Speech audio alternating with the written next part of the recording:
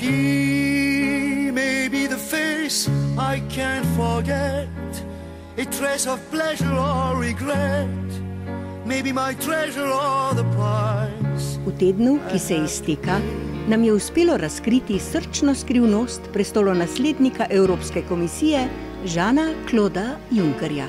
Njegovo srce utripa za prelestno Alenko Bratušek, ki trenutno v Sloveniji na željo hudobne mačehe politike opravlja tekoče posle zbiranja leče iz pepela. She may be the beauty or the beast, maybe the famine or the feast, may turn each day into a heaven.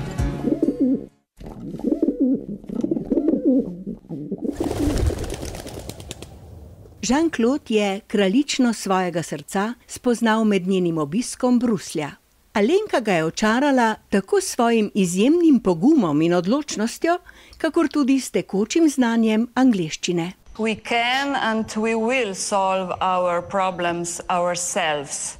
Prevzet od njene popolnosti jo je nemudoma zasnubil in ji ponudil podpredsedniški položaj v svoji komisiji.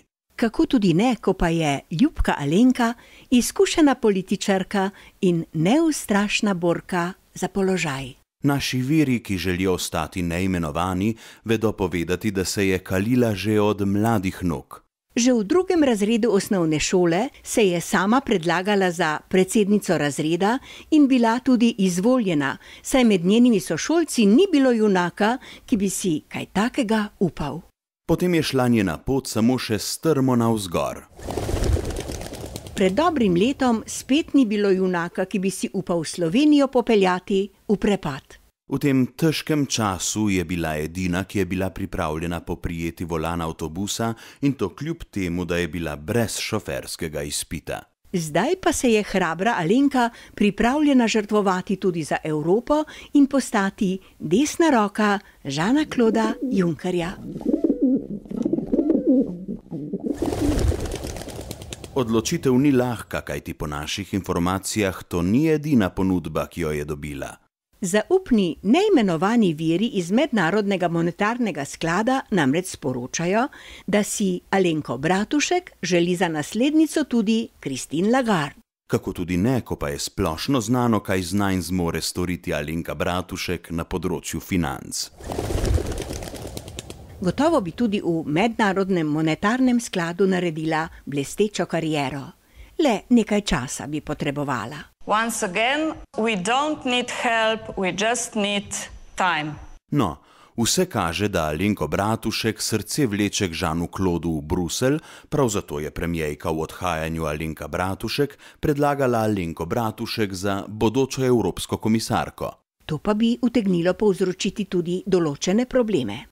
Kdo bo namreč v domovini prebiral lečo iz pepela, če Alenka odide? Vprašljiva bo tudi verodostojnost vlade Mira Cerarja, če v njej ne bo Alenke. Najhujši problem pa je, da bi zaradi njenega odhoda zastala tudi prizadevanja za vrnitev v zlate čase socializma.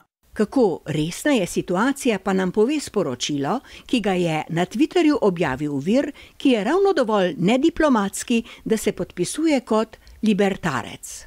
Njegovo sporočilo se glasi: Ravnogorsko gibanje je na tiskovni konferenci napovedalo: Nečemo da brijemo brkove i bradu, dok nam se Alenka ne vrati v vladu.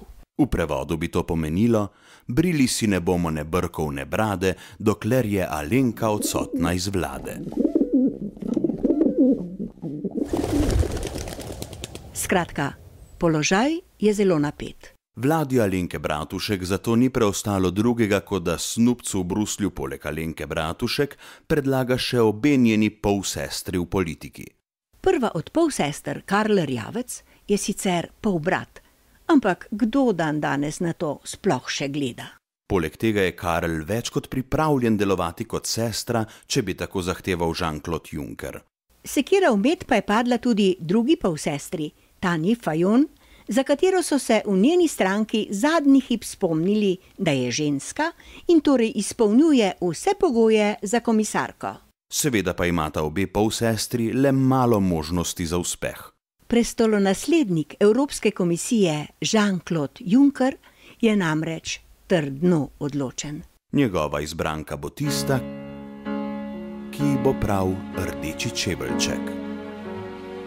Pa lahko noč, otroci. She may be the reason I survive, the why and wherefore I'm alive, the one I'll care for through the rough and ready years. Me, I'll take her laughter and her tears and make them all my souvenirs. For where she goes, I've got to be. The meaning of my life is